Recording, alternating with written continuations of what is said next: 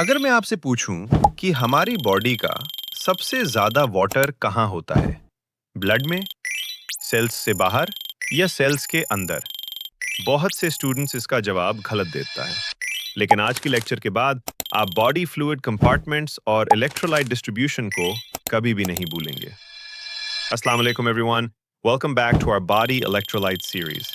पहली वीडियो में हमने जाना कि इलेक्ट्रोलाइट्स क्या होती हैं और ये क्यों जरूरी हैं। लेकिन उन इलेक्ट्रोलाइट्स को समझने के लिए पहले हमें ये समझना होगा कि वो हमारी बॉडी में रहते कहाँ हैं। आपने सुना होगा कि एक नॉर्मल अडल्ट ह्यूमन बॉडी का तकरीबन 7% वेट वाटर होता है। अगर किसी का वजन 70 किलोग्राम है तो उसमें लगभग 42 लीटर्स पानी है। लेकिन ये सारा पानी हमारी बॉडी में किसी एक जगह या किसी एक झील की तरह जमा नहीं है। इसको अलग अलग हिस्सों या कंपार्टमेंट्स में बांटा गया है। आज की इस वीडियो में हम इन्हीं बॉडी फ्लूइड कंपार्टमेंट्स और इनमें होने वाली इलेक्ट्रोलाइट डिस्ट्रीब्यूशन को आसान अल्फाज में समझेंगे। तो चलिए शुरू करते हैं। हमारी बॉडी ने इस 60% फ्लूइड को दो मेजर कंपार्टमेंट्स में डिवाइड किया है, intracellular fluid and extracellular fluid. एक, इंट्रासेल्युलर फ्लूइड ICF। इंट्रा का मतलब होता है इनसाइड यानी अंदर। तो जो फ्लूइड हमारे बॉडी के ट्रिलियंस ऑफ सेल्स के अंदर मौजूद होता है उसे हम इंट्रासेल्युलर फ्लूइड कहते हैं। हमारी बॉडी का सबसे ज्यादा पानी यानी टोटल फ्लूइड का 2/3 हिस्सा इंट्रासेल्युलर फ्लूइड है। अगर हम 42 लीटर्स की बात करें तो तकरीबन 28 लीटर्स वाटर सेल्स के अंदर बंद है, यानी बॉडी का ज्यादातर वाटर इंट्रासेल्युलर है। 2, extra cellular fluid ECF। Extra का मतलब है आउटसाइड यानी बाहर। जो फ्लूइड सेल से बाहर होता है उसे एक्स्ट्रा सेल्युलर फ्लूइड कहते हैं। ये बॉडी की टोटल फ्लूइड का 1/3 हिस्सा बनाता है, यानी लगभग 14 लीटर्स। अब सेल्स के बाहर तो बहुत सी जगह हैं, इसलिए एक्स्ट्रा सेल्युलर फ्लूइड को मजीद दो इंपॉर्टेंट सब कंपार्टमेंट्स में डिवाइड किया जाता है। चलिए ECF के इन दो इंपॉर्टेंट पार्ट्स को समझते हैं, interstitial fluid and plasma.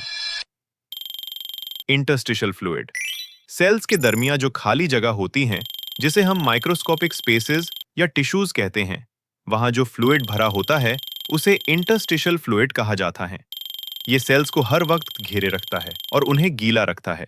ECF का सबसे बड़ा हिस्सा तकरीबन 75 to 80% यही इंटरस्टिशियल फ्लूइड है। प्लाज्मा ये ब्लड का लिक्विड पार्ट है। जो फ्लूइड हमारी ब्लड वेसल्स, आर्टरीज और वेन्स के अंदर दौड़ रहा है वो प्लाज्मा है। ये ECF का तकरीबन 20% तो 25% हिस्सा होता है। प्लाज्मा का काम न्यूट्रिएंट्स, ऑक्सीजन और इलेक्ट्रोलाइट्स को पूरी बॉडी में ट्रांसपोर्ट करना है। एक छोटी सी टर्म और याद रखें, ट्रांससेल्युलर फ्लूइड। ये बहुत कम होता है, जैसे हमारी आंखों का फ्लूइड, जॉइंट्स का फ्लूइड यानी synovial fluid and cerebrospinal fluid. ये भी ECF का ही एक छोटा सा हिस्सा है। इलेक्ट्रोलाइट डिस्ट्रीब्यूशन, कौन कहाँ रहता है? अब आते हैं आज के लेक्चर के सबसे इंपॉर्टेंट कॉन्सेप्ट पर, इलेक्ट्रोलाइट डिस्ट्रीब्यूशन। क्या इंट्रासेल्युलर फ्लूइड और एक्स्ट्रासेल्युलर फ्लूइड में एक ही तरह के इलेक्ट्रोलाइट्स होती हैं? जवाब है नहीं। दोनों कंपार्टमेंट्स का माहौल बिल्कुल अलग होता है और इनका बैलेंस रहना ही जिंदगी है। चलिए देखते हैं कि कौन सा इलेक्ट्रोलाइट किस कंपार्टमेंट का लीडर है। सबसे पहले बात करते हैं पॉजिटिव आयंस यानी कैटियंस की। एक्स्ट्रा सेल्युलर फ्लूइड का मेजर कैटियंस। सेल से बाहर जो सबसे ज्यादा पाया जाने वाला पॉजिटिव आयन है वो सोडियम है। ब्लड प्लाज्मा टेस्ट में इसकी नॉर्मल वैल्यू तकरीबन 135 से 145 मिली इक्विवेलेंट्स पर लीटर होती है। इंट्रासेल्युलर फ्लूइड का मेजर कैटियंस। सेल के अंदर पॉजिटिव चार्ज का असली वजह पोटेशियम है। सेल के अंदर इसकी कॉन्सेंट्रेशन बहुत ज्यादा होती है, तकरीबन 140 मिली इक्विवेलेंट्स पर लीटर, जबकि सेल से बाहर ब्लड में ये सिर्फ 3.5 से 5.5 मिली इक्विवेलेंट्स पर लीटर होता है। एक सिंपल रूल याद रखें, आउटसाइड बराबर सोडियम, इनसाइड बराबर पोटेशियम। अब आती हैं नेगेटिव आयंस यानी एनियंस की तरफ।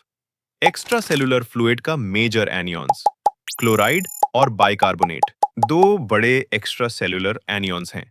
सोडियम क्योंकि पॉजिटिव है तो उसे बैलेंस करने के लिए सेल से बाहर क्लोराइड सबसे ज्यादा होता है, और साथ में बाइकार्बोनेट भी होता है जो ब्लड की पीएच को कंट्रोल करता है। इंट्रासेल्यूलर फ्लूइड का मेजर एनियन सेल के अंदर नेगेटिव चार्ज क्लोराइड का नहीं होता, बल्कि फॉस्फेट्स और सेल्यूलर प्रोटीन्स का होता है।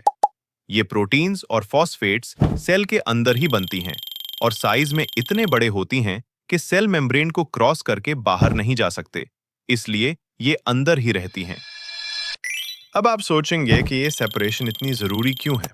सोडियम अंदर क्यों नहीं चला जाता और पोटेशियम बाहर क्यों नहीं आता? सोचिए, सेल मेम्ब्रेन पर एक इंटेलिजेंट सिक्योरिटी गार्ड खड़ा है, जिसे हम सोडियम पोटेशियम पंप कहती हैं। ये पंप लगातार सोडियम को सेल से बाहर फेंकता है और पोटेशियम को अंदर खींचता है। अगर ये डिस्ट्रीब्यूशन खराब हो जाए, यानी सोडियम अंदर बढ़ जाए या पोटेशियम बाहर बढ़ जाए, तो हमारे नर्व्स सिग्नल्स भेजना बंद कर देंगे और हमारे मसल्स सही से कॉन्ट्रैक्ट नहीं कर पाएंगे। इसलिए बॉडी इस इक्विलिब्रियम को मेंटेन रखने के लिए अपनी बहुत ज्यादा एनर्जी खर्च करती है। तो दोस्तों, ये थी आज की वीडियो। अगर आज की वीडियो से आपका कॉन्सेप्ट क्लियर हुआ हो तो नीचे कमेंट में क्लियर जरूर लिखें। नेक्स्ट लेक्चर में हम वाटर बैलेंस एंड ऑस्मोसिस को एक्सप्लेन करेंगे, जिसमें आप सीखेंगे osmosis, diffusion, filtration, active transport और टोनिसिटी के बारे में।